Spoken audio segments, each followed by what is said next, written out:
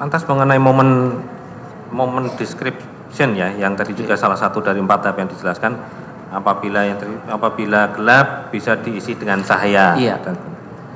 Dalam menganalisa frame-frame ataupun CCTV ini, apa ada sebuah tindakan momen description yang dilakukan oleh ahli? Iya. Ketika kita menampilkan gambar-gambar yang barusan kita saksikan, itu sebenarnya juga kegiatan moment description, yang kemudian kita objek zooming, kita perbesar mana yang kita inginkan. Kalau memang nanti di ruang ini dibutuhkan misalnya kita isi cahaya, kalau itu memang gelap kita bisa isi cahaya, sehingga apa yang ada di situ bisa lebih kelihatan gitu. Jadi kita menyesuaikan. Dan kalau kita ngomong objek zooming, yang paling berperan di situ adalah algoritma. Algoritma itulah yang menentukan apakah hasil objek zooming itu bisa bagus atau biasa aja. Oke. Tadi juga sudah dipertanyakan oleh Majelis Hakim tentang apakah momen-momen yang ada dalam CCTV tadi dapat dilihat dari 1 atau 2 kamera gitu ya tadi ya. Yeah. Apakah ada sebuah ketika misalnya di layar tadi hanya tergambar 1 frame saja dari 1 kamera, tetapi kemudian ketika ditampilkan itu ternyata ada dalam 1 layar itu ternyata muncul beberapa kotak gitu ya, seperti yang ada di dalam mungkin layar CCTV yang mungkin ada di tempat-tempat yang memang dipasang layar CCTV itu muncul sekian kotak itu, apakah juga merupakan sebuah editing atau bukan? Enggak, editing tidak bisa hanya dilihat dari mata.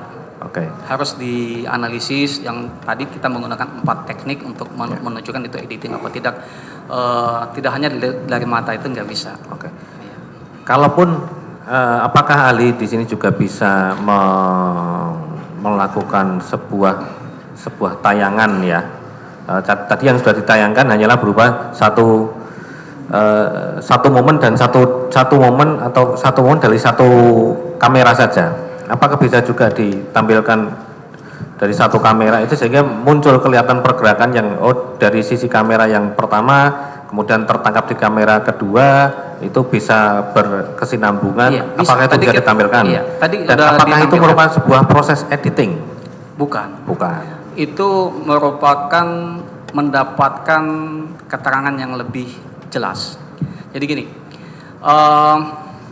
dalam dunia forensic science umum ada namanya scientific crime investigation, bagaimana kita menganalisis evidence itu, barang bukti itu secara saintifik.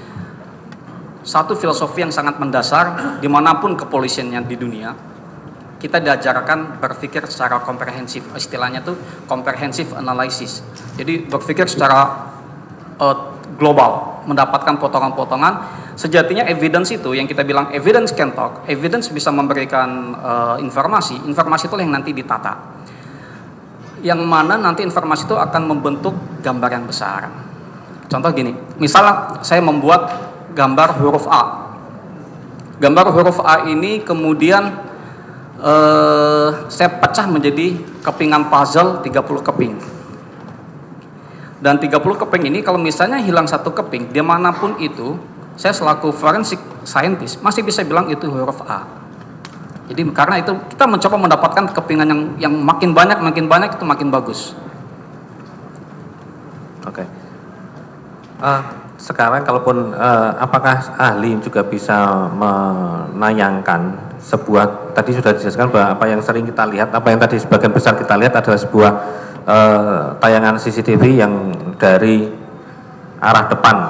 Iya. Beberapa kali tadi ahli mengatakan bahwa pengambilan CCTV itu dalam melihat di meja 54 itu ada beberapa CCTV dari depan dan dari belakang. Iya. Apakah bisa dilakukan sebuah penayangan yang berbarengan dengan jam yang sama, 1 momen yang dilihat dari sisi depan dan sisi belakang? Iya. Tadi kita udah Mungkin bisa diputar kembali Pak Heri pada maksud saya waktu mungkin, 16.26 16.24 itu ketika petugas membawa kopi. Terlihat pada kamera depan dan juga terlihat pada kamera belakang.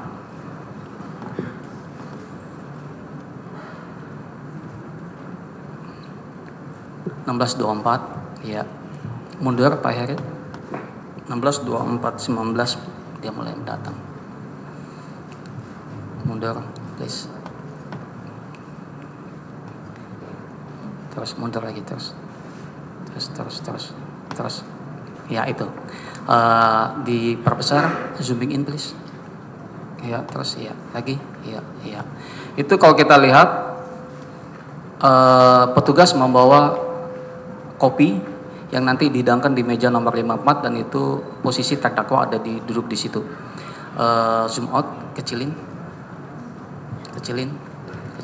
Terus itu 16.24.17. Buka kamera belakang.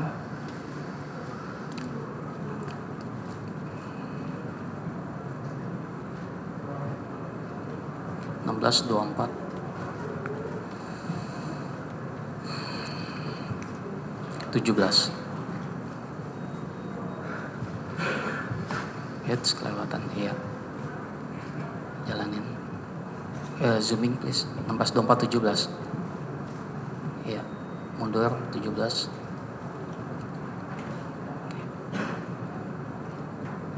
Terus mundur, iya. Seperti ini. Yang ada di kamera depan, yang ini dari kamera belakang. Bisa di maksudnya ditayangkan dalam bersamaan. Iya. Nggak bisa ya Pak Her ya. Akan stuck dia. Hang kalau komputer hang, ya stuck. Sistemnya akan membuat stuck karena kita membuat rekaman video itu menjadi size-nya gede. Jadi sekian ratus gigabyte dan itu bisa mengakibatkan. Tapi kemudian apabila ada sebuah bisa enggak itu kemudian tapi dengan sebuah proses itu digabungkan sehingga muncul di tayangan itu seperti itu tadi apa yang saya maksudkan, artinya ada tayangan dari arah depan dan dari arah belakang secara bersamaan. Itu bisa meskipun mungkin tidak bisa dilakukan proses paling itu. Kita lakukan capture biasa. Namun kalau kita mau zooming in real time dia tidak mampu, hanya gambar. Apakah proses semata itu dikatakan sebuah editing? Bukan di situ. Editing bukan di situ. Ini kan dalam rangka menganalisa pergerakan momen. Jadi itu seperti itu bukan editing. Bukan.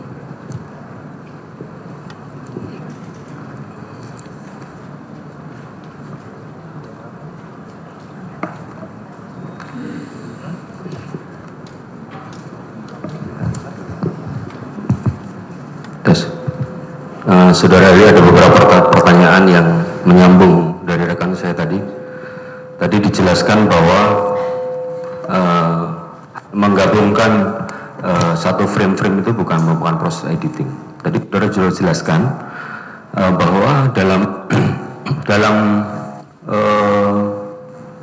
file-file itu tidak ada proses-proses penyisipannya, tidak ada. Berarti asli itu filenya. Iya.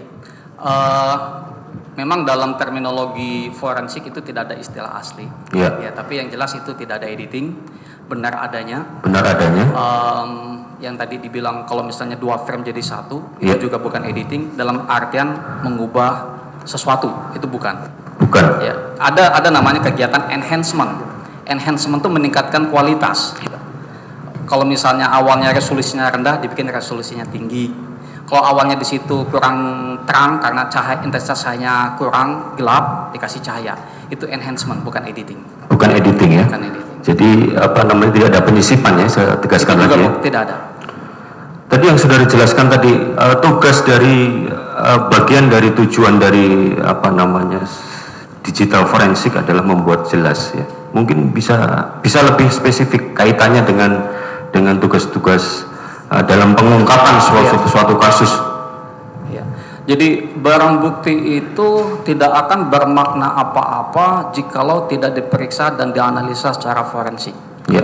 Dan oleh karena itu dibutuhkanlah suatu ilmu yang digunakan yang bisa untuk memeriksa, menganalisa barang bukti sehingga bisa digunakan untuk pengungkapan kasus.